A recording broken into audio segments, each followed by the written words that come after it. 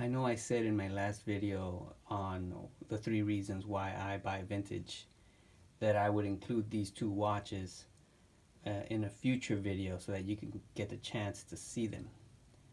But then I thought about it a little bit longer and it just made sense to just make a quick video so that you guys could see what I was trying to point out.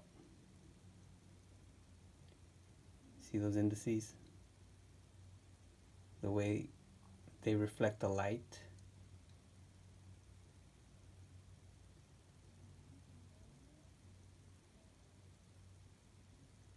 This Seiko is from 1967. And they have such refinement back then. It says a lot. Look at that handset, those bevels. I can shave my beard with that. The chipping on the bottom right lug there, you see it? No medallion. When I started to research King Seikos, it's quite apparent that the watches that seem to be more popular are the ones that I'm going to call the ones that have the Batman ear lugs.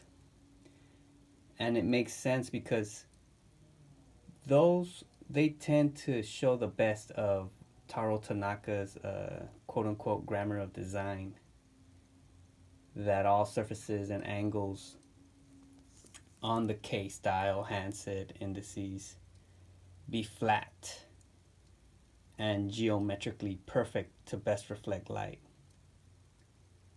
Second, the bezel should be simple, two-dimensional, faceted curves. Third, no distortion tolerated. All surfaces should be polished to a mirror shine. And fourth, cases should be unique, of which this one is probably the least unique, but I like it. I like it very much. Let's check out the Crawford. Look at this dial. In person, the dial is a little bit darker, but because I'm using these lights, my only watch, my first watch with twisted lugs, that bevel. First and only watch with syringe hands, I guess. And check out that second hand, curved at the tip, because the dial is domed as well. Just look at the character and dimension, the domed acrylic crystal, the dome dial.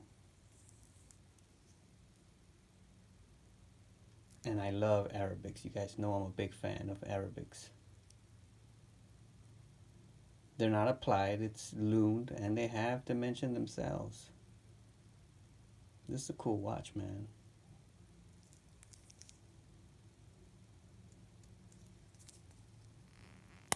Doesn't hack, but it winds.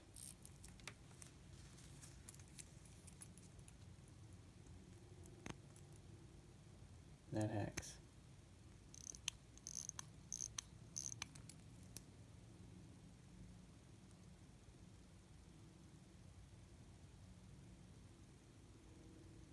This watch is cool.